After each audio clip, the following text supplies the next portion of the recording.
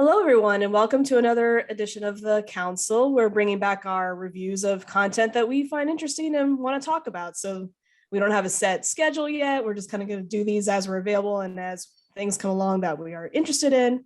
So today you're with me, Constance, and I'm joined by fellow council members. We have Kyle. Everybody. And Destiny. Hi. And we are very happy to welcome back Antony. Yay! Hi, everyone. Very happy to be back with you all. And of course, it's a Marvel thing that we're reviewing to bring me back. That's how we get all the people, right? You got to bring out the Marvel. So today we are doing a spoiler review of Marvel's What If TV series. So we're just going to give our overall thoughts and then have a discussion on anything that we think is worth discussing beyond just overall thoughts. So let's start with Destiny. Hey, so with What If, I've actually been very critical of What If because I did not enjoy, I would say, about 75% of the episodes. So I feel like, I don't know everyone else's opinion, but I feel like I'm going to be like, I don't want to be negative Nancy, but what if I did enjoy the animation though with all the episodes. I know still some people were a bit iffy on that. I love the animation, but I feel like when What If first started, I was very skeptical because I felt like the first episode was just like, the first Avenger except Peggy, and that was the only thing that changed. So I had a bit more hope with like episode 2, episode 3, and they did introduce situations that, I want to see more of this universe and this universe. But in most of the episodes, I was just like, I don't need to tune into this. I don't even have to tell my people to watch this. Like everything else, like Loki, WandaVision, Falcon Winter Soldier, I'm telling my family and friends, watch this. Like, I'm going to check in with you, make sure you watch it. But What If it's really not a priority, even though I did like the finale. So that's a positive. Well, and that's important. We don't want 4 people just going, it's the best thing ever, because you can just do that with one person. So I'm hoping we have a variety of opinions. Something tells me that we do have 4 different opinions here. So Antony, as our Marvel lover, I like your response to that. Yeah. So what I think is interesting is that I feel like this year specifically, we've seen with like WandaVision, kind of the Age of Ultron, like reunion tour, and like trying, like they've done this in the past with like Thor the Dark World in Endgame, like bringing back Frigga and trying to make some of their lesser loved films, even though I love Age of Ultron myself, lesser loved MCU chapters, improving them and getting them back into the fandom in a dynamic way. And I feel like that's what the show's goal was in a lot of times. And I like that a lot because I think something that the MCU hasn't clearly done, and this is from my own experience of going to Disneyland and going to both Star Wars, Galaxy's Edge, and Avengers Campus, is that the world of the MCU, I feel like, hasn't been as clearly defined thus far. And I feel like that's what this show was doing a really good job of, is really clearly showing how the MCU is distinct. And that's why I really like the animation style. It felt unique to them. And it didn't look like another animated show that I have seen. It didn't look like, the Disney animation or Pixar animation. It was very distinctly Marvel animation. And I think what's also interesting is that I feel like when Phase 4 continues and Doctor Strange 2 comes out, I feel like this will be a show that people go back to and introduce themselves to when some of these elements, the rumor is they'll be included in live action. I would definitely love to see people like Captain Carter and Doctor Strange Supreme be included in live action, especially because I love those actors and I love those takes. We'll get into, I think, the specifics of the episodes in a little bit. But that's what I think is interesting too, is that this isn't a show that I think is a must see now, but I feel like it'll be like the way the Clone Wars was to Star Wars. If you're interested in these characters in this time period, this is extra material that I think if you're into the world of the MCU, you'll enjoy, which I was. This felt like reading a comic book every week, and it was a different comic, which I also like that they were able to replicate that with this show. That the other shows were just like 6-hour movies. This one felt like, it's a new issue of a comic book every week. So I liked it. Surprise, surprise. That's good. But I mean, I don't think you're so blinded by your love that you're not going to be able to point out any flaws that you might see, and not just with this, but with any Marvel content. I'm sure you could be like, oh, this is great, but here are the few things like we all yeah, should do with definitely. anything we love. So Yeah, right, definitely. And we'll get into some of the few quibbles I have with this right. later. Okay. Kyle. Yeah, that's a good point that you brought up Clone Wars, Antony, because I think that's a really good comparison. So what if, to me, and I'm glad that it does seem like we all kind of have different opinions about this, because what if I wanted to really like the show a lot, and I didn't hate it by any means. I think I was, I don't know. I remember a lot of people were. Seem to remember there was a lot of opinions about the first episode. I actually liked the first episode. Like, I didn't mind it. I know a lot of people had issues with it, but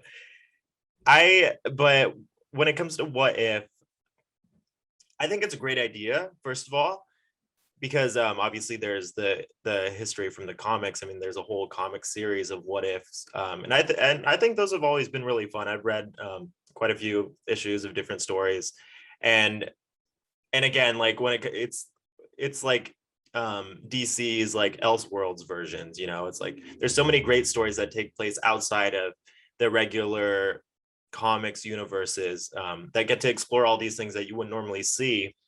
In this case, in like the movies or in the other TV shows that we're seeing. But what if, I liked it for the most part. Again, there's a couple episodes that weren't really gelling for me. I thought a couple were like kind of boring. I thought there was a couple that were yeah, I guess boring or just like not as interesting as I would have liked them to be, or whatever the case. But for the most part, I did like What If, and I think it ended pretty strong. So yeah, I don't know. I'm looking forward to it. And again, we brought up the animation too. For me, the animation did take a little bit of getting used to, because again, I do like the fact that it looks very different than like your typical Disney animation or the Star Wars, like Clone Wars animation or whatever.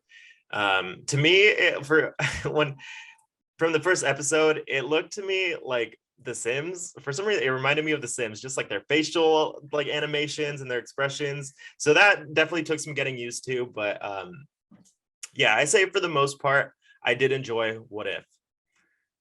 Yeah. All right. Very interesting. So for my thoughts, I was not excited to watch this because I'm all about the world building and moving things forward. So I didn't look at it as, oh, this is propelling the entire MCU. But I feel wrong now that I've watched it, because I was not expecting all the episodes to be connected. I mean, they didn't seem connected at first. It wasn't until we got deep into it, I was like, oh, is that going to come back later? I thought these were all one-offs. And I kind of preferred that. Jack sadly couldn't join us today, but he sent me his thoughts. His overall thought was, it's more good than bad, but didn't live up to its potential. And he says, wish it wasn't interconnected. I kind of agree, except that if you're going to interconnect, do it well. And I can't help but think, no, they got me. When we got to episodes 8 and 9, I was like, yes. So I wasn't excited to watch this, but the more I watched it, I was like, oh, this is so smart. So my thought on it now is, you can't just drop a bomb of alternate realities on the masses. I'm surrounded by people who don't understand basic comic lore. So someone like my husband needs episode 1 as like an appetizer. It's to cleanse, it's to acclimate the palate, to go, oh, we're going to take what you know and twist something. So you have to start with something soft and then get a little more crazy as you go.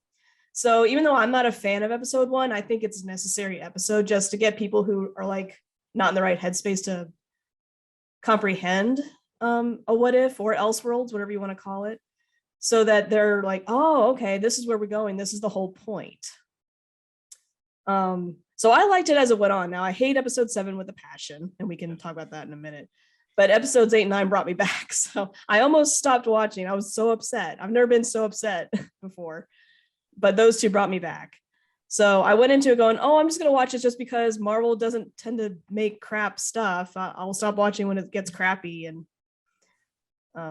ended up loving it. So I went in indifferent, but now I'm like, okay, I agree with Antony's idea of I have a feeling this is going to matter more later.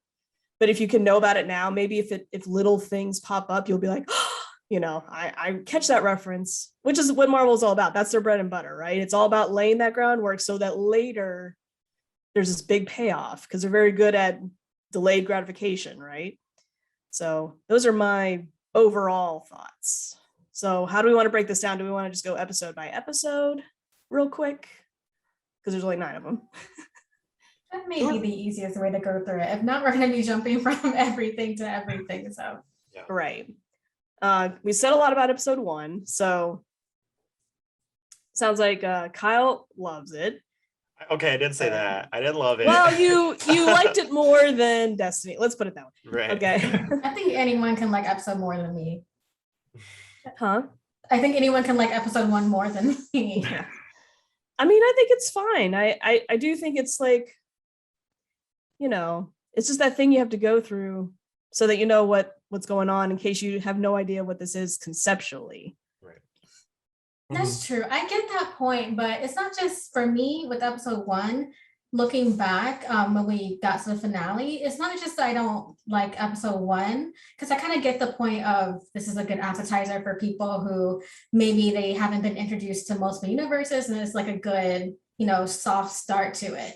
But I actually just don't like the character Captain Carter because I just don't see a point to her character at all. I don't see a point to her character at all, because I was going to give her a chance so we could see more of her world, like maybe more of her personality and what has really changed in her universe. But to me, when we got to the finale, everything is the same. She has the same relationship with Natasha. She does the same reactions to fighting different people. She even wanted to go back and I kind of go back to Steve. Everything is just the same. So I don't like Captain Carter because I don't know who she is. That's a very good point.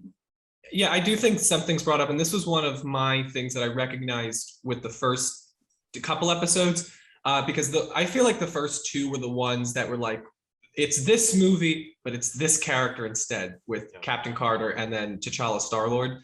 And I think what was interesting is that I got used to it, but I was like, there was something, I feel like also the end of episode 6, which was the Killmonger episode, highlighted this. I'm like, no, keep going. Like, we don't need to roll credits. Like I was invested. And I feel like a lot of the things, like I feel like Destiny, you maybe would have liked Captain Carter more if we just got to know her more independently. But I feel like they were so crunched for time because you're fitting a 2.5-hour movie into 25 minutes and you're playing the greatest hits, which as somebody who enjoys the movie, I'm fine with the greatest hits. But I do think that I maybe would have preferred if they maybe picked like 3 or 4 what ifs and did maybe like 45-minute episodes instead of 9 and did 25. Because for me, it was just, I love this, but there were moments I'm like, okay, it's a little bit smushed. My favorite episode, I think the one that did this the best and why it was my favorite was the Doctor Strange episode 4, because I did feel that one got across its story, did it very well and succinctly, and I didn't feel that it was rushing through it so much. I think the pacing was strong there. So I do think they had control over it with some episodes, and those are the episodes where I feel like the creators were able to be more creative and they didn't have to stick to the plot lines of certain movies. Yeah, but I loved Captain Carter. I'm a big Agent Carter fan. I watched the ABC show. So getting to see her front and center, I thought was great for Haley Atwell. And if this teases her becoming live action in Doctor Strange, then I'll say it was worth it, because that's going to be a great moment for me. Yeah, I was gonna say, Marvel has been trying to make Peggy happen in the MCU for a long time.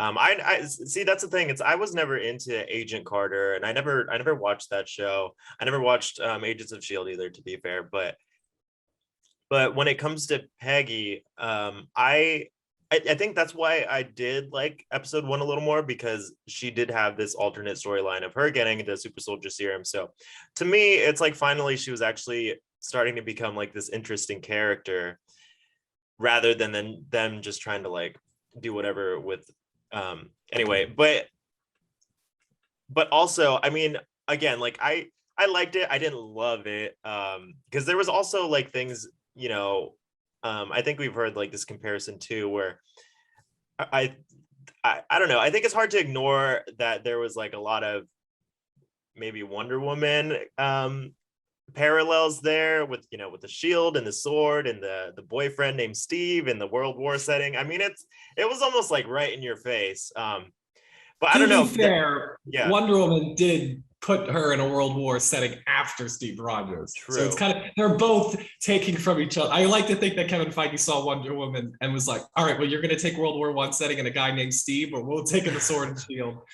And so, that's fine. Yeah, that's fine. And I love the first Wonder Woman movie. I think that's one of the best DCEU movies made so far. So like, I don't blame him for doing that, because to me it worked on that level.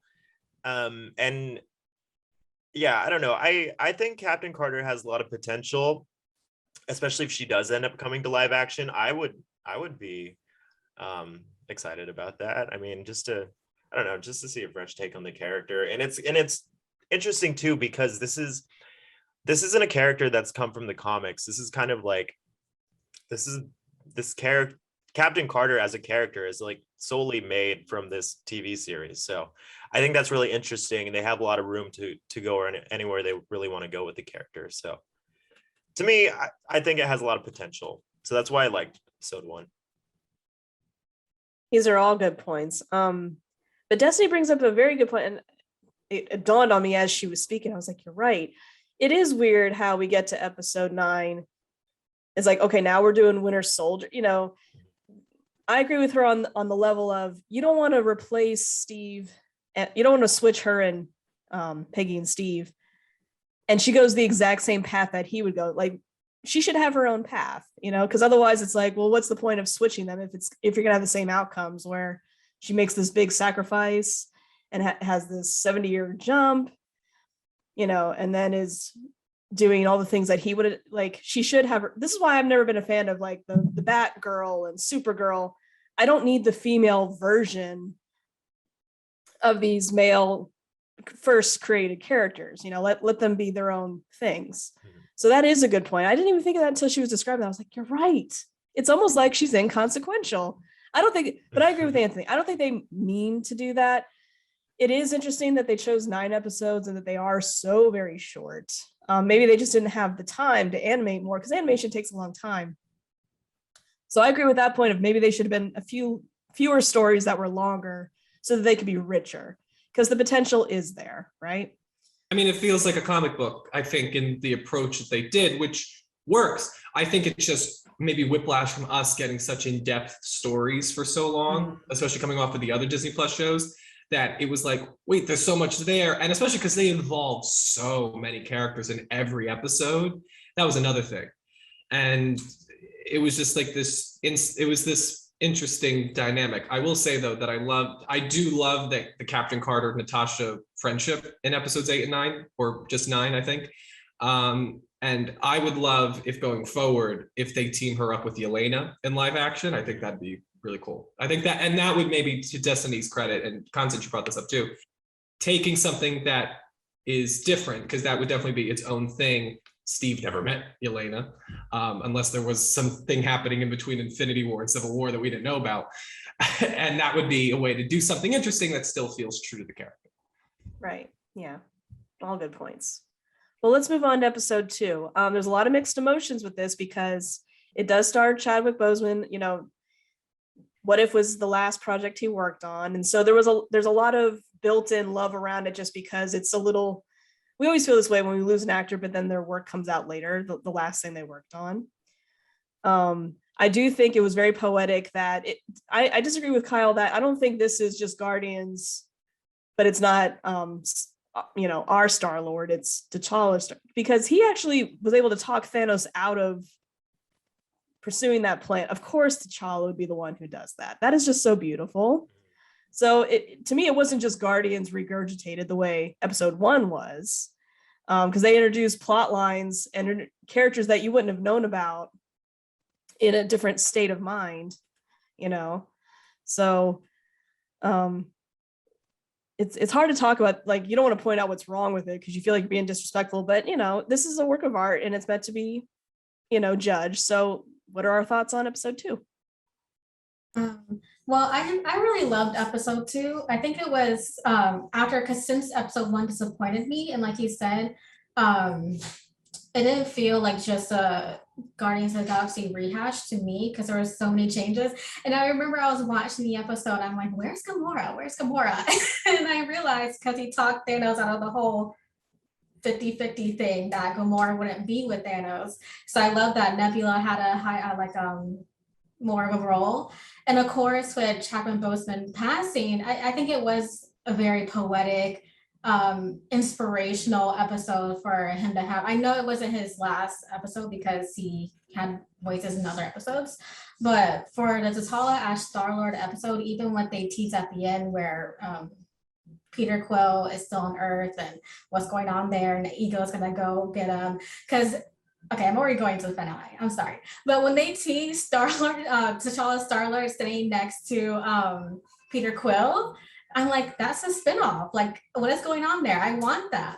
But episode 2 in general, I do enjoy episode 4. Episode 3 was a very solid, but for me, episode 2 is just my favorite because not even a Guardians of the Galaxy fan, but I think they did a great job changing around. Chadwick Boseman obviously is not, well, with me, Chadwick Boseman, his voice acting was amazing. And I think him voicing T'Challa and how they treated T'Challa as a character and how he made his decisions, he didn't change even though he was in space.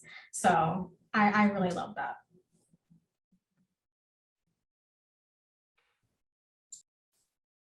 Antony, Kyle. Okay. I just want to go in order. Okay, that's Yeah.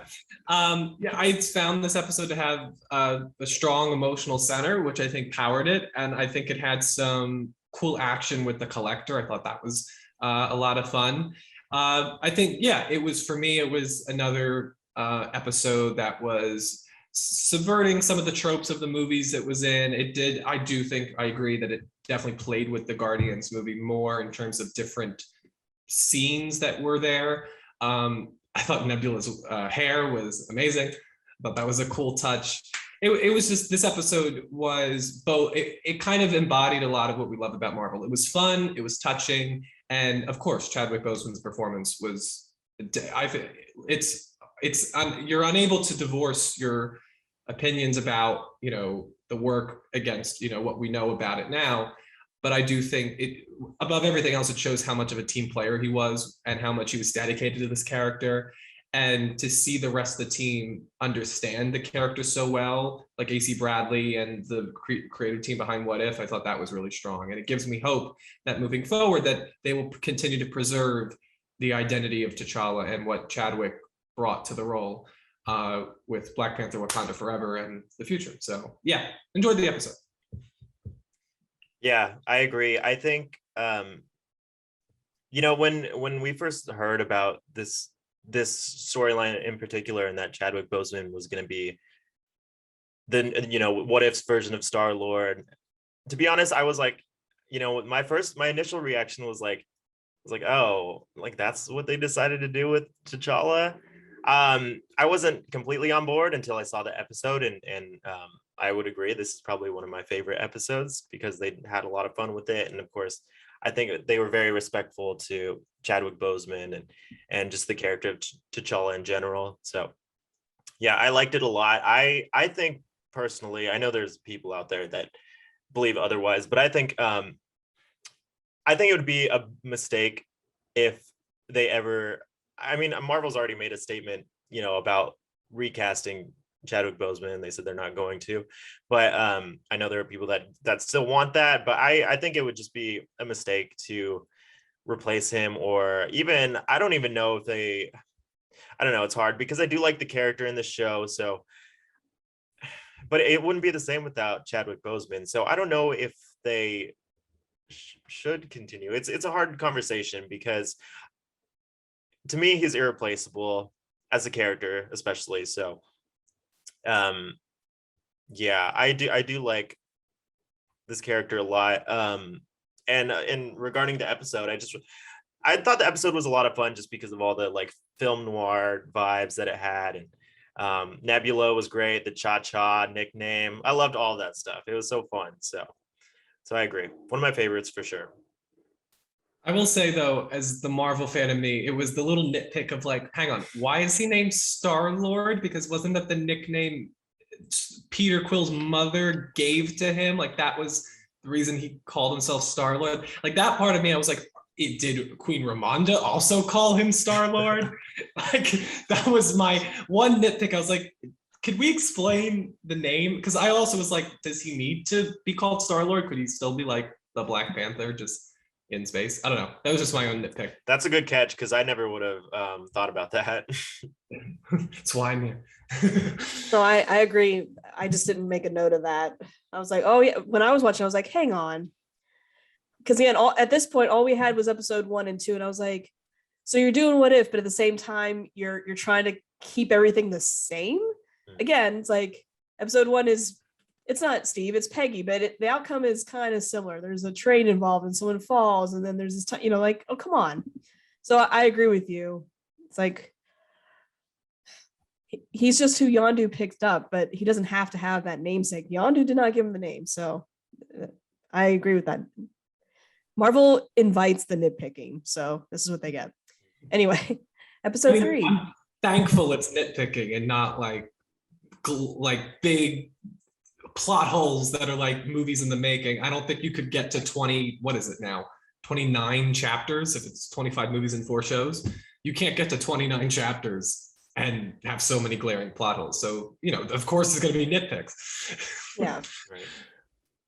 So what about episode 3? Episode 3 was the It Avengers was being picked off. What if Yeah. our greatest heroes were all killed by Hank Pym? Right. I actually liked that episode. I just didn't really like the ending and the solution of it all, but I think it was pleasant to watch. That's why I say I like that episode. I like the ramifications of losing all the Avengers and who's doing it and that. But I did not like the ending of that. Yeah, this one felt very much like they had like an hour and a half movie and they had to smush it down. And I think that may also come from the fact that they were kind of integrating three and a half movies, because you had this idea, which it's funny how many people didn't know that like the Incredible Hulk, Iron Man 2 and Thor were in the same week. So I'd like that they touched on that. That was a cool thing. And as a fan of like phase 1 Marvel of when this universe was being built, I enjoyed being back in that world. And then of course putting in Hank Pym, so putting in the Ant-Man verse to it. And I like some of the themes about like how much it means to dedicate yourself to an idea at the same time when the Avengers was starting. So that was interesting. And MVP Michael Douglas, I mean, props to him for coming back, and his voice work was great in this episode. This was also the introduction of Lake Bell's Natasha Romanoff, which grew on me as the season went on. It's so hard for me to divorce, like ScarJo is Black Widow to me. So it took a little getting used to, but I think Lake Bell did a nice job, and in a very hard role, especially after coming off of Black Widow's solo movie. Like, we had just kind of spent the summer with her, so for her to come in and make it her own while still being true to what Scarlett's version of the character was, I thought that was strong. So I enjoyed it, but it did feel very sprawling. And it did also, was it just me or did it feel a little weird seeing Mark Ruffalo do Edward Norton scenes? Yeah. Like, it just was it was like uncanny a little bit. Like, he did fine, but it was just like, it was odd to see like the Incredible Hulk so woven back into the MCU narrative. I mean, they've done it with like Ross in Civil War, and now with She-Hulk, I think they're going to do it more. But it's like, I thought this was the forgotten child. Like, now he's like, no, we love him. We love the Incredible Hulk. Yes, I was just gonna bring that up too. Well, actually, first I wanted to ask you, Antony, was that established beforehand that all 3 of those movies did take place in the same week, or is that something that they?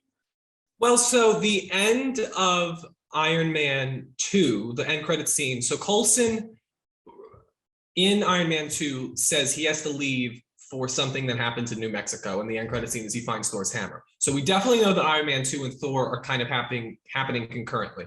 Yeah. The Incredible Hulk, it's not made super clear, but there is the thing that they get Robert Downey Jr. to cameo at the end.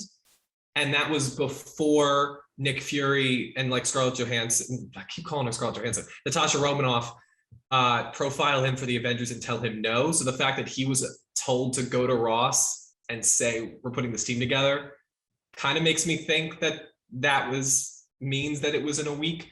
So they've referenced it, but they have never come out firmly like this episode did and said, this is a week, guys. This is one long, eventful week. Yeah, and I think they did a good job with that here. They made that very clear.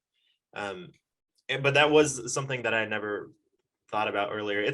First of all, it's been a long time since I've watched the entire MCU as like a marathon, so I need to do that soon just to refresh. But yeah, I thought they did a good job at clarifying that here.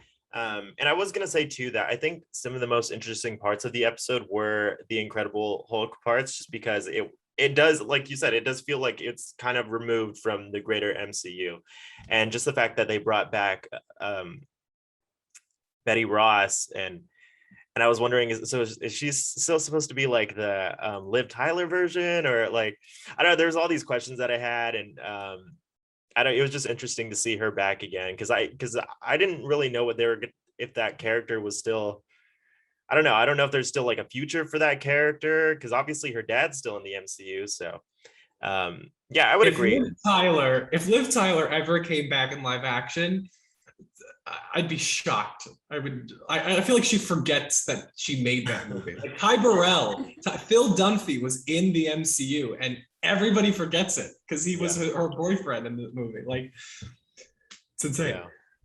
I mean, never say never. A lot of people thought Natalie Portman was out for good, and she's back now in a big way. So she might show up in She-Hulk, Betty Ross. I don't know. You never know. But yeah, the episode, I would agree. I did enjoy it. It wasn't my favorite. It was probably like lower down on my list. But yeah, I thought Lake Bell did a good job. Escarjo, very good. Impersonation. Yeah, so I liked it. Yeah, I didn't know how to take episode 3. When it started, I was like, okay, this is an interesting concept. And I thought it was really dark, and I'm like, oh my God, they're killing them. Wow, that's so dark. And I don't know if I kind of equated to Jaws, where Jaws is so scary until you see the shark.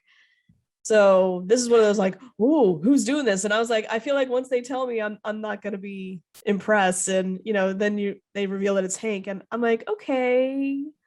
That hair didn't scare you, Constance? Well, it's not about being scary. It's just, I feel like it was hard to believe that he would murder people he doesn't even know, to have nothing to do with what he was accusing Nick Fury of. I was confused about the motive, like why they had to die. I mean, think about what happened in Ant-Man and the Wasp with Ghost's father, and what happened. He kind of forced that situation to happen, and what happened with Ghost. So he's definitely, I feel like it hurts when the Ant-Man movies are so clearly comedies, and you have a character like Hank Pym, which is so clearly not like he has so much darkness in him. So it's interesting. I'm wondering, especially with Kang being in Quantumania, like what's the tone gonna be in that film? Definitely. Yeah. So I agree with Destiny. The ending lost. Like I like the buildup, but I was like, oh no, and then it's gonna come, and I'm not gonna. And I didn't quite get there. I'm like, I don't know if I'm on board with this thought process. That the whole it's all about hope. I'm like, okay. Star Wars, leave hope alone. I know. So I'm like, it wasn't terrible. I was just like, I just don't know if, again, without the gift of time, maybe they could have sold me with a little bit more storytelling. So wasn't the worst episode, wasn't the best, right in the middle for me. All right, episode 4, Strange Supreme. Thoughts here? Oh, I really like this episode. I was actually like, even though I didn't like episode 1, I really enjoyed 2, kind of like 3. I don't know why I was kind of getting iffy about What If. So when episode 4 came out, I think I went to the gym and I worked out as I watched it because I didn't like usually I make these things a whole event. I, sit down with my snacks and everything to watch, even for 30-minute episodes. But it didn't impress me even while I was working out at the same time. And it stole my attention. I had to restart my workout. So I think it was a really good episode because obviously you can see the future of Doctor Strange, but even without, was this going to be in the future? I think I just enjoyed the alternate. What if it wasn't Doctor Strange who died, or what would he do to solve this thing? And everyone keeps on telling him not to do it, but obviously he's not going to listen because he's Stephen Strange. So, and I liked how, I had to rewatch this episode, but I liked how the Watcher was kind of, I like the Watcher in all the episodes, how he always notes on how bad these situations get, but he can't do anything about them until the end, obviously. But I enjoyed episode 4 just because, and I think it also showed Doctor Strange's powers more.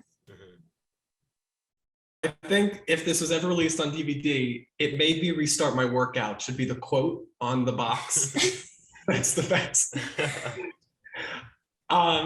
This is my favorite episode of the season. I love this one. I loved how dark it went. Again, I'm a man, so I don't know how this would affect a female audience, but I didn't really mind the fridging of Christine Palmer. I thought it was powerful enough. I, for one, really enjoyed Rachel McAdams and remembered her from Doctor Strange. Maybe that helped because I saw a lot of people don't remember this character. I enjoyed her a lot, but I love Rachel McAdams, so maybe I'm bringing my love of her outside of Marvel into this. But I did think their dynamic was great in the original film, and I liked them commenting on it here. Visually, I thought it was great. I loved it's setting up Doctor Strange Supreme. The ending. This was the first time the Watcher kind of got into the story, which we should mention. Jeffrey Wright did an incredible job here, voicing the Watcher. So I really enjoyed this episode, and I think that more of this type of what if, please, because this was really unexpected, yet also delivered on the ending and used its origin film and characters in a dynamic way that still paid respect to what film they were what ifing on. So yeah, I love this one. Yeah, this episode was very dark, very sad. I also do. I really love Rachel McAdams, and I was surprised to see she did voice Christine Palmer in this episode, right? Yeah, so I was surprised to see her come back for this. She's probably on set for Doctor Strange 2, and they're like, right. Okay, can you just speak into this iPhone and just say creme brulee 5 times? Exactly. Yeah. So I agree. This is also one of my favorite episodes of the season. This one right up with the T'Challa Star-Lord and maybe the finale or the episode right before the finale. I'm not sure which one I like better, but this episode, I just like seeing more of the world of Doctor Strange and just getting to see I don't know, I just think again, I really like, this was very dark, and I just really like this really deep emotional storytelling that they did here. And I think even though it was very sad, I mean, the whole sequence of Christine dying just over and over and over and over again, it was kind of beautiful in a way. Again, it's sad, but I think they did a good job, and that's something that Disney kind of it seems like they don't always go there. So I'm glad that they used this episode to just go there all the way, and I think it was very effective. Well, I love Doctor Strange, so I was very excited for this episode. I was like, yes. Lots of people put up their MCU rankings, and I'm always sad at how low Doctor Strange the movie is. I'm like, I love your ranking, except just move him up. That's the through line. As a female viewer, I did not view that as being fridge, because in the main timeline, she does not have to die for him to become Doctor Strange. So this whole argument of an absolute point, I'm like, well, that's debatable. Now, kind of like how in the last episode, they talk about how the Infinity Stones are different depending on what universe they come from and if that thing can crush it or not. this is the same thing. It's not an absolute point, only in his universe, because this is a criticism that people have, and I see where they're coming from. They're like, well, she didn't have to die in the main timeline, and he became Doctor Strange anyway, you know? So obviously in that universe. So Marvel does need to work on the rules. People who, like, I hate time travel stories that they annoy the hell out of me because it's all the rules. It's like, here are the rules, but then they kind of break them later and you're like, oh no. So it's really like hurt my head, thinking too much. But I accept it because I'm like, this is an alternate reality. So I don't have a problem with it, but I understand that criticism of, well, why is she so important here and not elsewhere? But it's funny how the timeline really have it out for her. I mean, the only thing that upset me was they were in a diner and someone came in and shot her. I was like, whoa, just randomly. This timeline wants her dead, like that felt too far. Oh, Everything God, else felt wait. like, oh, sure, that could have just happened, Yeah. but that felt very forced. Like, nope, she's dying, But his journey, I mean, to go to where he went, I mean, that's dark, and to spend all that time and to sacrifice. I mean, it's not hyperbolic to say he sacrificed everything. He did. He sacrificed the entire universe to become this thing because he thought he could undo it because he's that egotistical, like, no, I'll save you because I'm amazing. And for him to lose, I think that's very good character development. I think it's very important that he lost at the end. It's, build your character. So, yeah, one of the top-notch ones for sure. Even if, I just want to say real quick, even if he, like, this character weren't to, obviously we see this character more down the line, but even if, like, this was just a one-off and we didn't see him again, I think this is just like a great, like, short story. Like, I don't know, I just really liked it a lot, just the way it ended, and just, it's almost like a fable, or like it has like this underlying message underneath it. So It reminded me of like in English class when you would read like Edgar Allan Poe for Halloween. Like Edgar Allan Poe unit, like that, it definitely had that vibe to it. I 100% agree with that. Yeah, or like the monkey's paw or something. Yeah. Like those kind of stories. Yeah, definitely. All right, then we get to zombies, right? That's what's next. Yes. Zombie Wait, episode. zombies is episode 5? Yeah. Oh, I Yeah. totally forgot about that. Oh wow, that's bad. I think we know your thoughts. I guess that's my thoughts. I don't think I like this episode. I watched all the episodes, but I didn't really like zombies because, well, I honestly, I think when I watched the episode, this is how I felt. Like, oh, okay, move on to the next thing. Let's go watch something else. That's fair. That's valid. I forgot this is episode 5. Oh my gosh, I really forgot.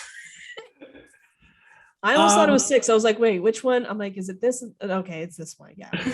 Go for it, Antony.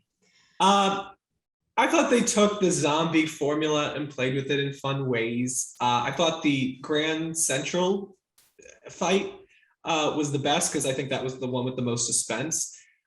I liked and did not like the fact that we keep having to put Wanda and Vision through like terrible, terrible things. Like, can't they just live happily with their 2 sons? Like, why is it now that like we're in like every multiverse, Wanda just is having a terrible life? That's an absolute point in time. Wanda will always have a terrible life. And I liked, I forget the actor who voiced Tom Holland's Peter Parker here, but I thought he was really strong. And I really liked Paul Rudd as the floating head. Again, a little nitpick. It's been proven that Spider-Man's webs kind of dissolves after a couple hours. So then putting that bus in the sky, unless he keeps going out every 15 minutes, I feel like it would like crash down. But again, it's a little nitpick. It was a cool visual for the 2 seconds it was on screen. This is what happens when you look at every sequence and every scene frame by frame. But yeah, it was fun. It didn't, I feel like following episode 4, it didn't pack the same emotional punch that like 4 did. And I would say, I think we agree that 2 did as well. I think 2 had that emotional core and 4 did. So this one was just, it's fun. It was fun. Yeah, to me, this was more of like a filler, just kind of, I don't know. First of all, I mean, I'm so I'm so over zombie storylines. I can't take any more of them. And I get it. Marvel wants to do their own version, so I don't blame them for doing that. But I will agree with. No, I will disagree with Antony. No, not necessarily disagree, but I think this episode in particular, this was one of the first that the replacement of the voice actors like really. I'm a big Tom Holland stan. I love Tom Holland, and the fact that he didn't. I mean, I don't know what went on and why he didn't voice the character, but I don't know. I think it made a really big difference in terms of, I guess the guy who did it, he did an okay job, but I could tell right away it wasn't Tom Holland. And even the way that they designed the character didn't look much like him. He looked a lot taller than Tom Holland for some reason. So I don't know, for some reason, like that really took me out of it a lot. And I don't know, I thought that so I mean, everybody freaked out when he like mentioned Uncle Ben or whatever, and I think that was like one of the first times he's ever mentioned Uncle Ben in the MCU. So that's cool, I guess. But yeah, again, I just this episode is like unnecessary. Like I could take it or leave it. It didn't really add in. Go ahead. It's just because this was one of the ones that ended on the cliffhanger that we never went back to with Thanos zombie. So I think that's another thing of like this felt a little incomplete. And this is one of the ones I'm like, if you're gonna do it, then could you make it a little longer so we could? And it's not like, because listen, I'm not used to people disagreeing with me on Marvel on this show. And we had a very at 5 o'clock in the morning on the WandaVision finale about the length of the episodes. And I'm not one to be like, it needs to be 6 hours or it sucks. Because I'm like, tell your story however long it takes. But I do think with this show, it's that the story felt incomplete. With WandaVision, it was just, it's less than they told us, but the story still felt complete. Something like zombies, it's like, wait, it's a great idea. What happened? Infinity War with zombies. That's maybe even more interesting than the zombies that we got in the episode. Keep going. I don't need them to keep going, but anyway, again, it was just very medium, very actually low tier for me.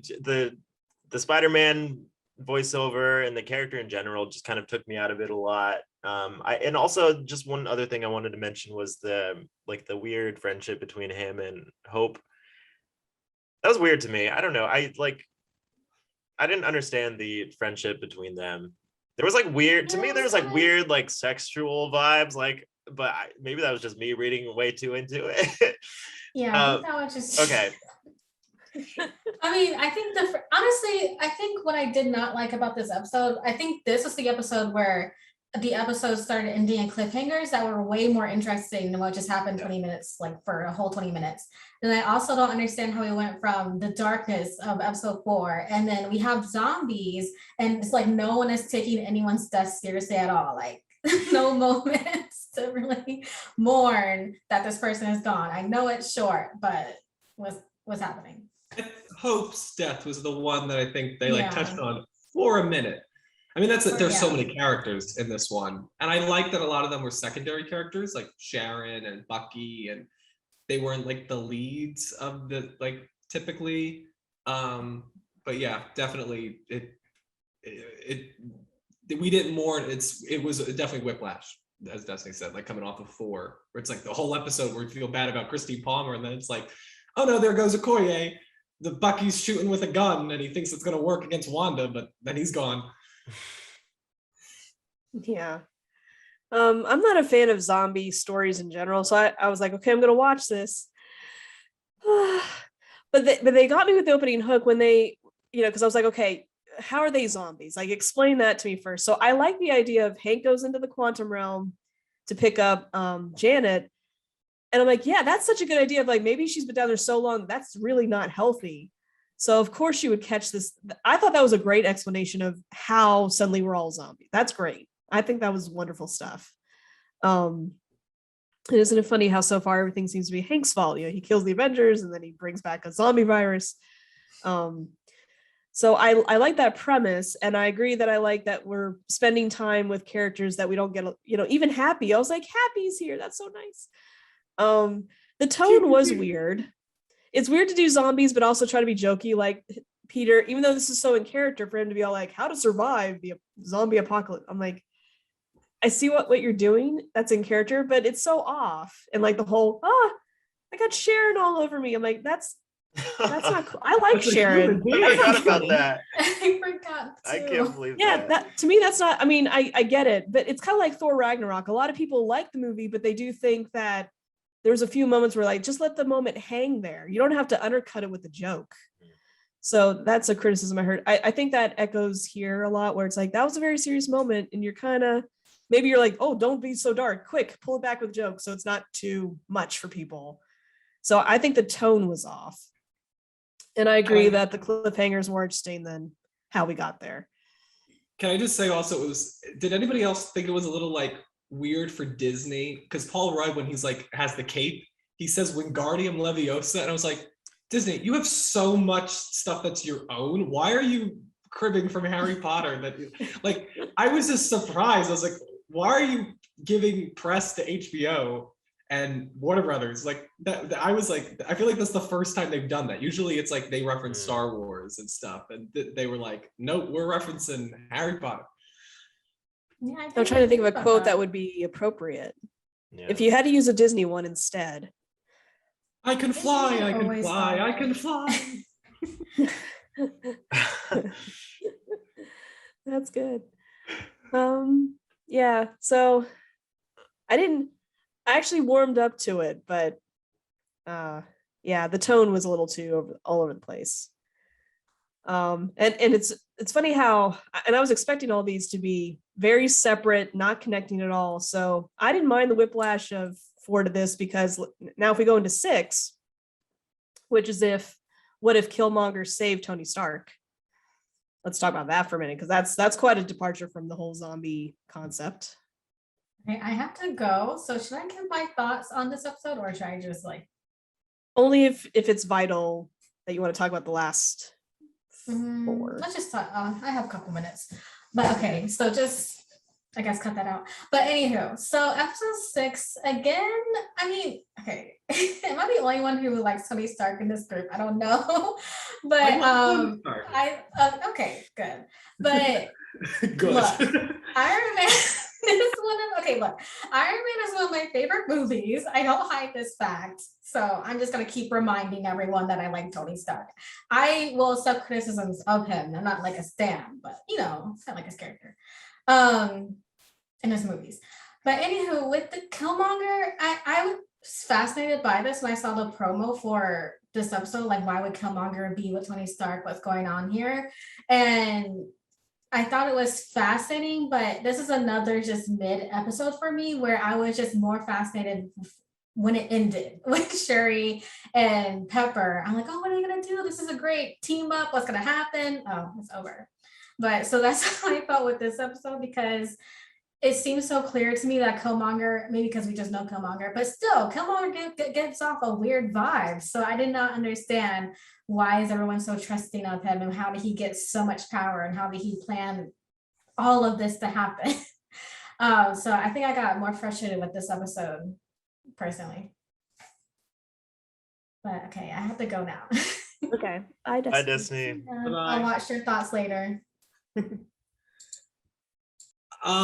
For me, this was enough. I feel like this one had so many great moments. I think that Tony's death was a great scene. I think the Wakanda battle was really cool. And so it's funny that, like, I feel like this one is one of the more forgettable ones. Like, I feel like people don't remember this one as much, or at least I don't. And I think this was another example of like it's not that they teased this. See, this is different than zombies for me. Where zombies, I think, teased a more interesting episode than the one we got. This one teased the ending of the thing that was going to bring it all together that we didn't get. And I was surprised, because I was just like, you're letting Killmonger get away with this just because you're not resolving the story. Because I think you had a lot of great elements here, and I like the dynamics they played with. I love the first Iron Man. I think I would put it top 5 MCU movies. Like, I love this movie, so I liked going back into that world. And I also am a big fan of Pepper. I've always loved Pepper Potts and Gwyneth Paltrow. When Homecoming came out and it was like she came at the end of the movie, I gasped so loud that the person in front of me like turned their head and was like, what the hell's the matter with this person? So I love Pepper Potts. So I was like, the ending, I was like, yes, Pepper. Credits, what? No. So that was my reaction to this. I was like, yes, I'm on board. Keep going. I feel like that's my main critique of this show. Keep going. If you're gonna do it, resolve these stories because you have the ideas. So that was my one. This was the episode that I was like, no, stop it. Finish your stories. Anyway, sorry that got animated, but you know that's how much I love Pepper Potts and Iron Man. I love it. Bring it. Yeah. Yeah, I would say forgettable is a good way to describe this episode in my opinion. I don't know, like this is probably one of my, I think this is my least favorite episode, just because I don't know. So the thing about Killmonger is in Black Panther, of course, it went a long way that Michael B. Jordan was playing Killmonger, but also they went out of their way to make him sympathetic as a character when you kind of see his backstory and what happened with his dad and everything. But in this episode, he was really evil. He was like straight up evil, and he killed everyone. He killed T'Challa. He killed Tony. So, I mean, I think that kind of discredits the character in just the way that you want to feel sympathetic for him. So you lose that aspect of the character. And then I don't know, like the whole like mecha, like giant androids. I was like, what is happening here? The whole episode to me was just, it wasn't resonating. So this is probably like at the very bottom of my list personally. Interesting. Jack has some thoughts. I just said his overall, but he has some details. Mm-hmm. He ranked the episodes, and he did put this episode dead last. Yeah. And under more taste. specific thoughts, he put that he thought Michael B. Jordan did a very bad job voice-wise. I'm surprised to read that from Jack. Because I thought the voice work was like, it didn't bother me that people who couldn't come back or weren't invited back, whatever the story is, I don't care. It's done and over with now.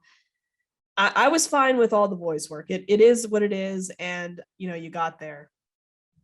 I don't think this is forgettable, but you gotta, again, movies have trained us to think differently. We used to just go in, watch it, accept it, and have a good time and leave, and you move on with your life. But now we dissect everything. So after I watched it, I dissected it, and I was like, you know, a lot of things had to go a certain way for this plan to work. I feel like the episode wants you to think that Killmonger is just this genius, but I'm like, yeah, but if this didn't happen and this didn't happen, it would have fallen apart. So I had issue with it just working out that way because it was a little too convenient. I meant to rewatch it so I can give you specifics. I had them at the time that I watched it, but I didn't rewatch it, so I'm not gonna pretend I remember, you know, but I do remember that feeling of, wow, a lot of things really worked out for you. It wasn't all just you doing whatever certain things. How did you know that person was going to react that way so it could lead to this in your favor, that kind of stuff. So I didn't hate it, but it was convenient. And what was it? Did he end up getting the Black Panther mantle by the end of it? Killmonger in the episode? Because I was like, if he did, I was like, wow, Marvel just did Dear than. I think I was like, this is Marvel's. Yes, he's up on the cliff with King T'Chaka, and he gives him the herb up there. Yeah. This is Marvel's version of Dear Evan Hansen. You know, somebody who like is not associated with the whole family, but then eases his way in, gets the family. They give him the tie or the suit. So you know, maybe Michael B. Jordan just starts singing. Maybe that would have saved this episode. Not that now, I did like the Queen. What's her name? Ramonda. Yeah. I did like that she didn't just like send her. I like that she was like, for T'Challa, you know. I like that she went out there and fought. That was beautiful. Yeah. So yeah, I want to know what like the creative team was when they were looking at these episodes and like, okay, so episode 2 is a very touching episode. But then episode 5, half of his leg is sawed off. Episode 6, he dies. Like, that must have been an awkward conversation about like what to do with the episodes where T'Challa is involved, and it's so, because it is like to watch him die and like to see a funeral. Like I thought I had to wait until next July for that, and I've been emotionally preparing. And then What If is just like, nope, here you go. You're gonna have to watch, I assume, 2 funerals for T'Challa. And it's like, oh, I can't. Right. Yeah. Right. Any other thoughts on episode 6? Okay. Episode 7. I'm definitely going last for this one because I hated it. Anyway, Antony, go. Well, Constance and I agree, I think, that this is the worst episode of the show. I didn't hate it. It was fine. As a Captain Marvel fan, I didn't like that Marvel kind of fed into some of the hate the characters gotten with this episode, I felt like, which is interesting. I think that's partly due because a lot of female characters in male-centered or like male franchises that have started as male franchises, when women characters are integrated, I feel like you haven't seen somebody be as confident and aggressive as Captain Marvel, which is why I really liked her and I liked her movie because it felt very different to me. But of course, that kind of set off people had a strong reaction to her, which I think is good. I like that they took risks with that. But I didn't like that this episode then kind of fed into that hate of her with like them all pointing at her and calling her what, a party pooper. I was like, this seems a little childish. The whole episode felt childish. So save for the NTs, which thankfully they followed up on, and that was our thing to the end of the season. I thought the NTs was great. And I loved the fight between Thor and Captain Marvel. It was a great fight. I thought their powers were well utilized. It looked great. I liked the name of the country in the country. Like, yeah. I thought that was a cool animation thing. So that fight was amazing. And that kind of got me through the episode because I think I agree with Constance, and I'm sure we'll hear her opinions. The episode definitely was lacking. And I think that also maybe just because they centered it around this kind of douchey Thor character. And I feel like all the other episodes, they center around the characters that are more interesting and more intriguing to follow. Like this one, it's like once you find out what the question they're posing is, it's like, okay. Yeah. So really, like this is on the same level as Doctor Strange Supreme, like really? Which I get it, the variety, it's fun. The show definitely had that, which I respect then, that it wasn't the same type of What If, but this one just felt like it was so lacking compared to the rest. Yeah, I agree. This is okay. So I have several thoughts about this episode. So I agree. I think the Thor versus Captain Marvel fight was awesome. The whole time I was watching this, I was like, I wish this was live action. Like this would be great.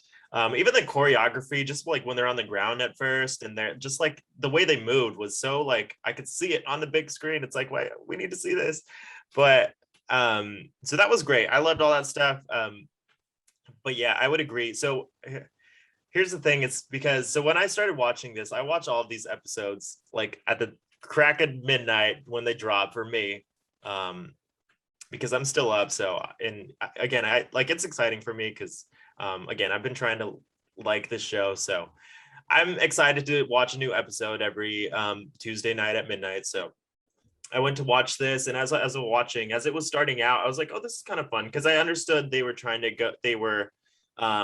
of leaning into like the Taika Waititi version of Thor, which I really liked. And Thor Ragnarok is one of my favorite MCU movies. So I thought that was fun. And as I was watching it, like I was like so close to texting like our group chat, and I was gonna be like, I really like this episode a lot. But then I waited. And then I started to see the problems, and I started to see the things falling apart. And I think this is what Constance may, I'll let you speak, obviously, but some of the female characters. So it reminded me of that quote from the awful Joss Whedon version of Justice League, where Martha's talking to Lois Lane, and she says, "Oh, he says you're the thirstiest reporter he's ever met." And I think that's a good way to describe Jane in this episode. I mean, her entire motivation was that, oh, Thor's And hot. Darcy. And Darcy, exactly. Yeah, Jane just wants to bang Thor the entire episode, and like that's her entire motivation behind everything she does. And I was really surprised to see that Natalie Portman came back to, again, this might just be a situation where she's on set and they're like, hey, just can you just voice these lines really quick? Speak into the phone. Exactly. So I was surprised to see her come back, and I was, it made me think like, has she actually read the script, and like, what does she think about this? Like, I don't, because she had like a whole problem with Jane Foster as a character, and that's why like she wasn't present for a long time, and like we thought she was out for good, and then she comes back to do this. So it was weird in that regard. And then the way they kind of characterized Captain Marvel wasn't the greatest. I think somebody asked her, or I think Thor said like you should smile more or something, like that was a big thing when Captain Marvel was coming out. That was a big joke. And then even Brie Larson like made a joke about that too. But great tweet or Insta post when she made all the male posters smile more. That was great. Yeah. And that there was a deleted scene, Constance, really quick, and then I'll, because I feel like you're gonna lay it out on this episode. That's fine. There was a deleted scene, I believe, from Captain Marvel. Maybe it's even in the theatrical cut. I haven't seen it in a couple months. But where somebody says you should smile more to Carol. But the difference is that she's the protagonist of that story. When Thor tells her to smile more, he's the protagonist of this episode. So the intent is different. And that's, I think, the issue here is that it doesn't ring true the same way. And I also think, to your point about the Ragnarok and this being the new Thor, this makes me, every time I see this, both in Ragnarok and What If, this makes me realize how much Taika Waititi is so unique. Because I feel like he's able to do things as a writer that many people can't pull off. I don't think anybody else I can think of can pull off Jojo Rabbit currently. And even Mel Brooks, I don't think could pull off Jojo Rabbit the way that Waititi did. And I feel like that's why I'm really looking forward to Thor: Love and Thunder, because it'll be the first time he's writing the movie. He didn't write Ragnarok. And I think he obviously had nothing to do with this episode. And I think you see that people find it hard to capture the essence of Waititi because it's hard. And I think this episode didn't, like with Ragnarok, it's hard to hit comedy while not lessening your dramatic beats. And this episode, I think, is in line with that. I like Ragnarok. I don't love Ragnarok. And that was the reason why. And I think this episode highlighted that. All right, so Constance, let's get on your soapbox. Here we go. First of all, it's not without merit. The fight between Thor and Captain Marvel is amazing. That is great stuff there. I have two issues with this. First of all, as the episode unfolded, I didn't notice it right away. But once more females came on and they were behaving the way they were, I was like, what? Women like to blame men, like, oh, men hold us back. This is such BS. A woman wrote this episode. I'm like, ladies, we got to get our shit together. Women are in women's way. That's the truth. You've heard it here. We are holding ourselves back. So it's not good that we're writing characters that are like, oh, look, hunky dream guy is here. Forget my science. Forget the whole, hey, didn't you just end a world like a week ago? Whatever. He's yummy and he's actually interested. That's I don't understand that at all. And not just her. What's going on with Maria Hill? And oh, this is dire and I'm going to use the pager. And yes, why is Captain Marvel?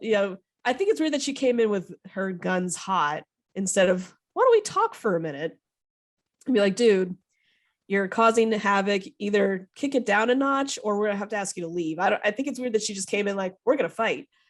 And that she is painted as such a wet blanket. And even Frigga, the whole episode suddenly turns on Thor. Like once he says, my mother's coming, they're all like, what?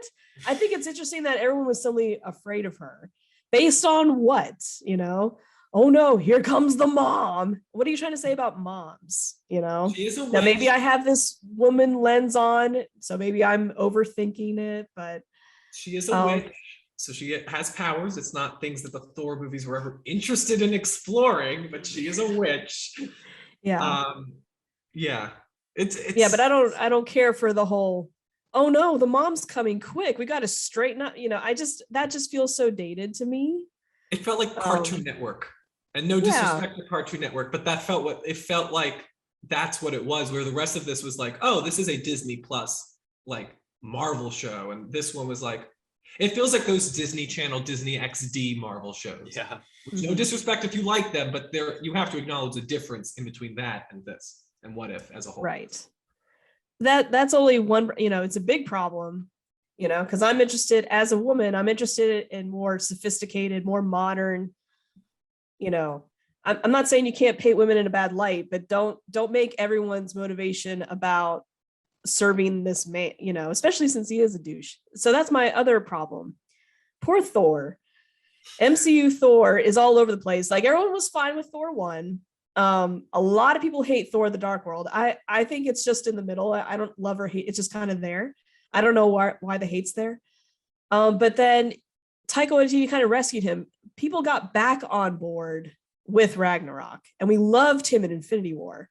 Now, this is probably not a popular opinion. I didn't care for Fat Thor in Endgame. I thought, oh, now we've made him a joke. I want to take him seriously. He's good. Chris Hemsworth is really good at comedy. I just don't want Thor to be the butt of the joke. That's sort of my problem with episode 9 is I'm like, why is he just the stupid one? So I'm not just advocating for women here. I don't want, oh, if he's big and bulky and blonde, he has to be stupid. I'm like, I don't want him to be dumb. I want him to, to me, Infinity War Thor is deeper, and he's got this whole honor, and I'm going to avenge my friends and my race. He just feels more thoughtful in that movie. And I want that Thor. And I understand that they're trying to say that this character is different, but he's all over the place. So I kind of want them to pick a lane and just stick with it as far as that character overall is concerned. So that's my other big gripe with the episode. I think you bring up an interesting point, because I think the issue also is that this is a Thor from before 2011's Thor. This is a young Thor, but because he looks the same and we've already spent a decade with him, you're looking at him as if he's the Thor from the end of, like, from Thor Love and Thunder. So it felt kind of like the way that the X-Men First Class, how they kept jumping decades. And so they were technically all 50 in Dark Phoenix, but they were 30. And it's like, it doesn't make, they don't line up with who they're playing. Yeah, I agree. I love Bro Thor, though. I think that's an example of, that's apparently the name of Fat Thor. They called him Bro Thor on the featurette. And I think that's an example, and I know people are controversial on that. I think comedy can be used to explore very dramatic things. I mean, look at, like, I feel like Dave Chappelle is a comedian who routinely will make people really upset and controversial, but he uses his comedy in that way. George Carlin, I think, is an example. And that's what I saw Thor in Endgame being. This one didn't have anything intellectually going on. He was just a frat boy who, mommy was coming. So there wasn't enough depth to that. If they went into it, maybe there's something here, but there just wasn't. Yeah, I'm looking at the whole body of work, and I know I should look at this as an isolated thing. But maybe it's because I love Thor so much, and I'm like, no, we were repairing that image. Why are you undoing that? I don't know. I think we'll be fine though, because I Love and Thunder, I think, is going to be like top tier. I hope so. So excited. Yeah. And Jane will be buff and everything. Yes. Yes. I mean, there's nothing wrong with getting some. It's just that can't be the only reason you exist. I'm like, look, sex is awesome, but it's not everything. I'm sorry, it just isn't. Anyway, episode 8. Do we want to do 8 and 9 together? Because they're kind of a combo. Yeah. Combo? Yeah. Unless somebody has a very firm opinion of one or the other. Because I like the way it coalesced in the end. I thought they did a nice job of bringing everybody. Personally, I have no idea why the Watcher brought Killmonger. Like, that seemed like an odd choice. Especially because the shot was Pepper and Shuri running, and I thought he was gonna pick up one of them, and then he picks up Killmonger. I'm like, what? Like, pick up Ramonda, or Okoye. Like, why are we picking up the person who backstabbed his own team when you're trying to assemble a team to stop Ultron, who's a backstabber? Like, that just seemed odd to me. But I liked I like that this apocalypse was different than the Endgame one, that there was a very different atmosphere to this. I loved everything done with Hawkeye and Natasha. For one, I get kind of upset when everybody's like, we never saw the relationship. It's like, well, we did. It was never, they weren't like beating you over the head with it. I feel like it was there. And I like that this was another example of it being there. I think the reason why I think people have that thing, like we never saw the relationship, was just because Hawkeye was really introduced in the Avengers and he was mind wiped for most of the movie. So that was, I think, that was the harm to that. But I did like getting to see them work together here. Lake Bell again, I think I think she did a better job in 8 and 9 than 3, because I think it was more her own character. The action was great. Doctor Strange Supreme, his power was really great to behold. As I said before, I love the friendship between Natasha and Peggy. I really like Jeffrey Wright in this episode. And I just like the idea of Ultron. What if he had won? Because that was, I thought, one of the more interesting questions this series posed. Like with White Vision, I would have loved if James Spader came back to voice the character. He did not, which I don't blame him. He came in for one movie and a lot of people didn't like him in the movie. Like a lot of people I feel like were mean to him. Like they didn't like Ultron, which I thought was unfair. I thought he was good in the movie. So I don't blame him, but I would have loved to see him back. And so, yeah, I thought this brought the series to a nice close. Well, I guess we'll talk about the end credits scene after we talk about 8 and 9, but I'm interested to see where the story goes from here, if any of these characters go into live action. But yeah, this felt like it's Infinity War. A lot of action that was fun and cool, bringing all these characters together. Not as many smaller moments, but this show wasn't built on a lot of these smaller moments, so I didn't feel like they were lacking as much like I did with Infinity War. My one small gripe with that movie as a whole. So yeah, it was a fun finale. Doesn't reach the same heights as 4 though for me. Yeah. Yeah, I agree with a lot of what you said, Antony. And I think, again, one of my favorite, just like with Captain Marvel and Thor, one of my favorite parts of, because yeah, I think we have to talk about these 2 episodes together because they really, they lead right into each other. So again, one of my favorite parts was getting to see the Watcher finally throw down with Ultron. I thought that whole sequence was just great again, and we kind of get to see what's I'm really curious to how they're gonna explore this in live action, but just the way that the Watcher's kind of like, he's kind of like in this like secluded room behind this glass, and that's how he's seeing everything. And so just the way that they laid all this out, like physically, I think really works. So and of course we're getting into the whole multiverse with Doctor Strange and everything. So all that stuff is definitely coming in live action. So I think that was a nice like little tease at what we can expect. Yeah, so a lot of that stuff I liked. Yeah, the Natasha and Clint stuff was great. I like the kind of role reversal where Clint gets to sacrifice himself this time, and Natasha goes on to basically save everybody. And yeah, there is that moment at the end after at the very end where they kind of go back to the Watcher, and then he disperses them back to their own universes, and then we see Peggy, and she kind of hesitates for a second, and that was a moment too where I was like, because we hear that she may be coming to live action, or so I was like, oh, is this like where is this how it happens, or like, are we gonna is this where a cliffhanger ends right here? But then she goes back to if it had ended with like live action Haley Atwell.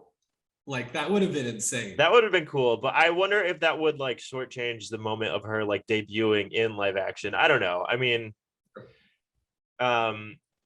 That's kind of where I thought it was going, and then she ends up going back to her. But then the same thing with Natasha too. I was like, oh, what's going on with her? Where is she going? And then she goes to this other universe that we saw previously as well. So I was like, oh, it's like, are we getting her back so soon? And then no, but yeah, again, these 2 episodes are right up there with the T'Challa episode and the Doctor Strange episode for me. They were definitely some of the strongest of the series. So I think that the show went out on a good note. Again, like for the most part, I like the show. And I think the ending is very important, and I think they ended it pretty well. So I'm excited for season 2. Yeah, so since I hated 7 so much, I almost walked away. I was like, that's it, I'm done. But then when it dropped, I was like, well, I want to see the title, and it said, "What if Ultron won?" I was like, damn it. I like Ultron as well. I don't understand the hate. I didn't think it was James Spader. I thought people just thought the plot was silly because they have to name drop Wakanda, and they have to. Yeah. They didn't like the comedy, but I was like, he's supposed to be a perverted version of Tony Stark. Like, he's got a quip. That's the point. Like, it's his worst identity realized. Right. Yeah. Well, I like Ultron. I thought a lot of people just had an issue with the name of it. That wasn't an age. That was like the minor setback of Ultron. That was like what of Ultron. Yeah. Doesn't have the same ring. But I liked that movie, and I was like, well, that's an interesting premise. I'm like, okay, show me what would happen if he won. And I'm so glad I came back. I am so very glad, because 8 and 9 just did so much for this series.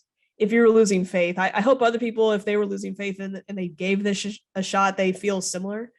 I agree. I love the reversal of Natasha and Clint, because I know a lot of people wish that's what happened in Infinity or Endgame. So we got to see it. Yeah. So we got to see it.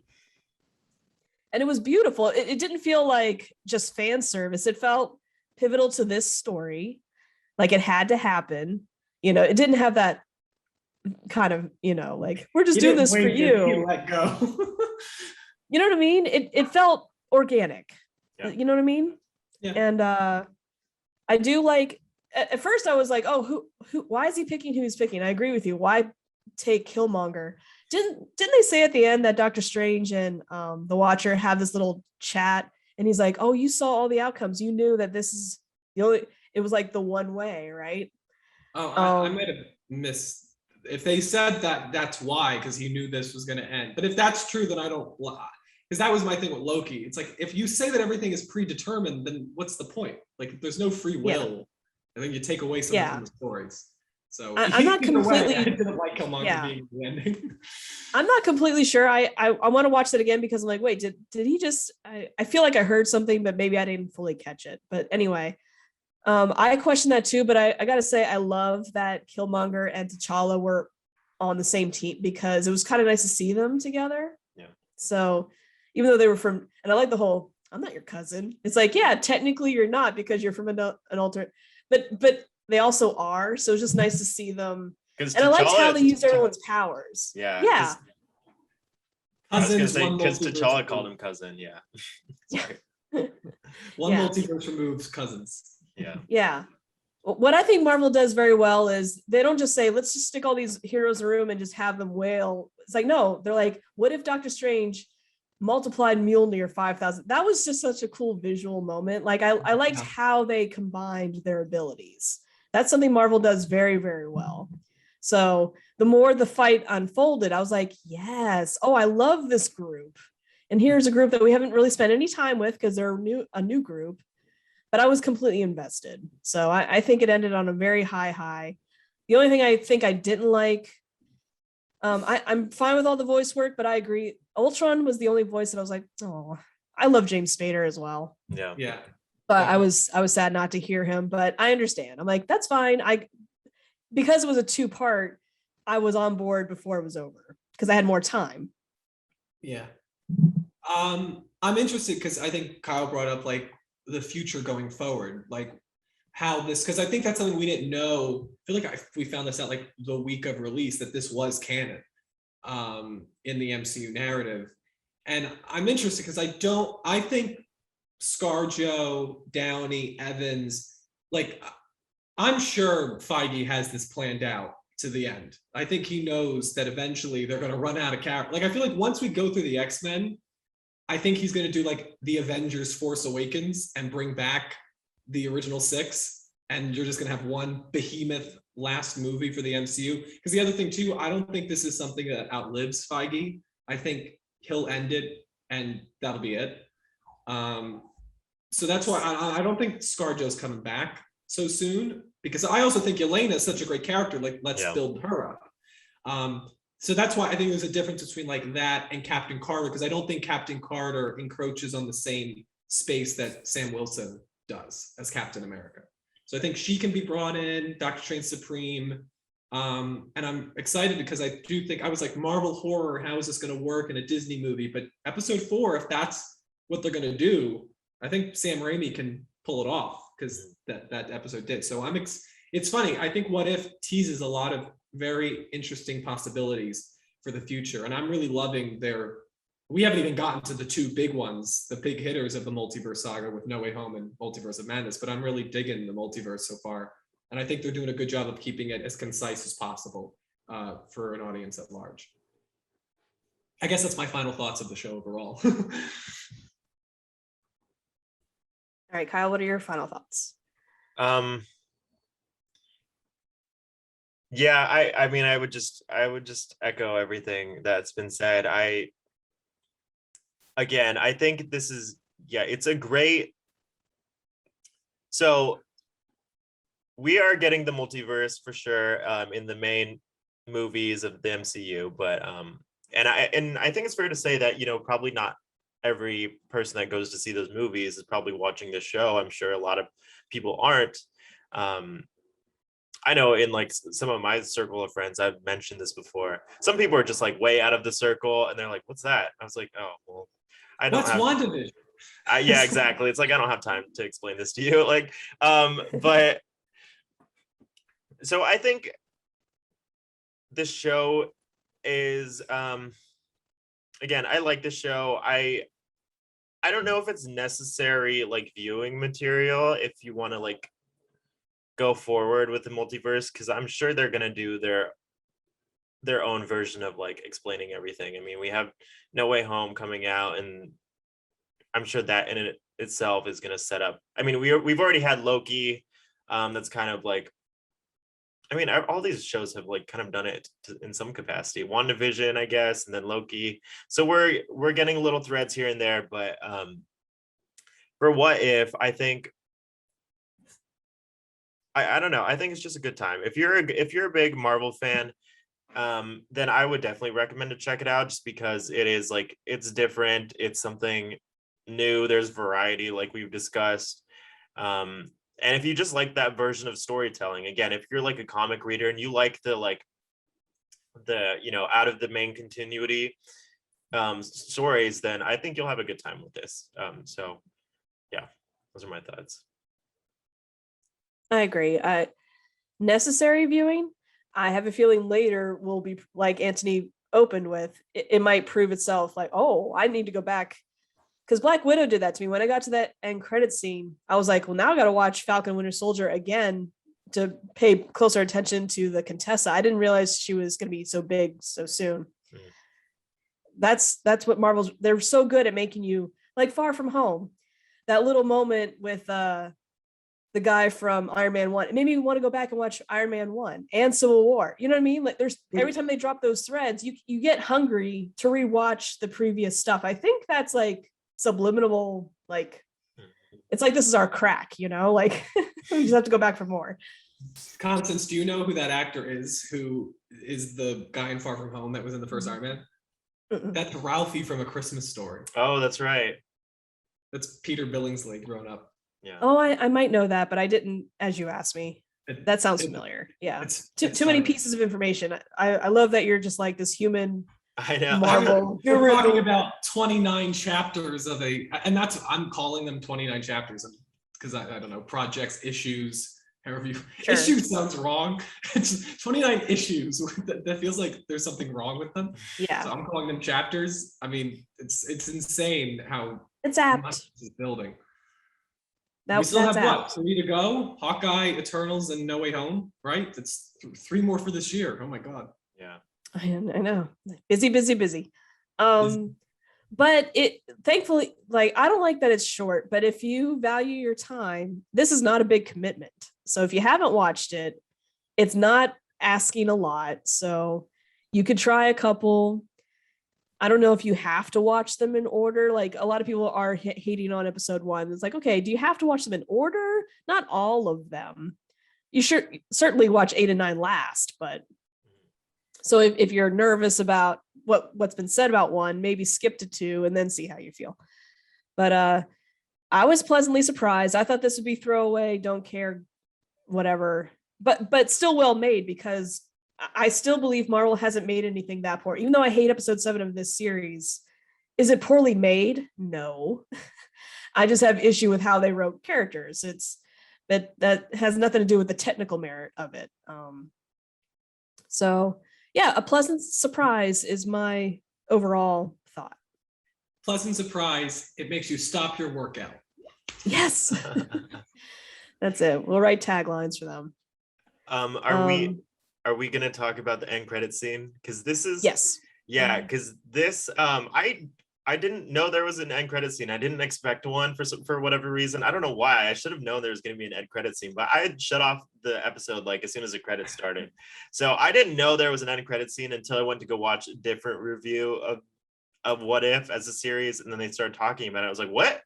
And then I went back and I went to go watch it. So what are your guys' thoughts on this end credit scene? It's very small. Yeah, I mean, it teases more Natasha Peggy stuff, maybe now with Steve involved. I saw a theory that is Steve now going to be a Winter Soldier type character. I'm not sure how he can, because they do say how he's inside, which makes me think that he's never come out. Like, it's kind of like him being in the ice, like he never came out of the suit. So I'm intrigued. I don't think it's like the biggest slam dunk they could have done for like a next season What If, but I'm interested to see if, like, because I feel like that episode does kind of say, like, is What If now going to turn into this thing like similar to Game of Thrones, where you had so many different storylines and then they all came together and they kind of stayed together? Like, is that what If is going to now become? Mm-hmm.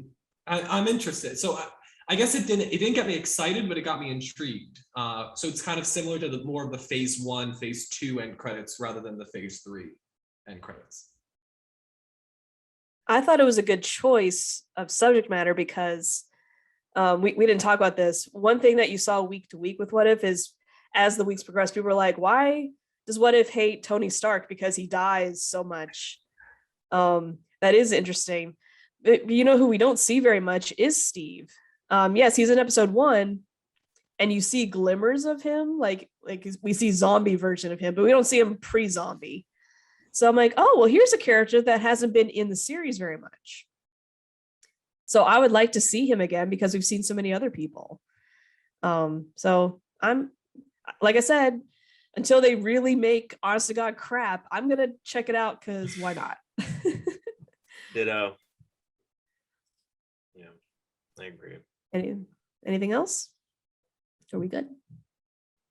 Okay. Well, thank you for watching our somewhat long spoiler review of What If. We're trying to bring back more reviews. You can check us out on YouTube at The Movie Lover. That's our / The Movie Lover. That's like our handle. We're on Twitter a lot. We're at The Council Pod. We're on other social medias, but we're in the middle of changing some stuff. So we'll put all that in the links. But our regular podcast drops every Wednesday, at least for the next few weeks. So check us out on Anchor or Spotify or wherever you get your podcasts. So, and our YouTube versions come out on Saturdays. So thank you for watching, and hopefully we'll see you again soon. Bye. Hi, everyone.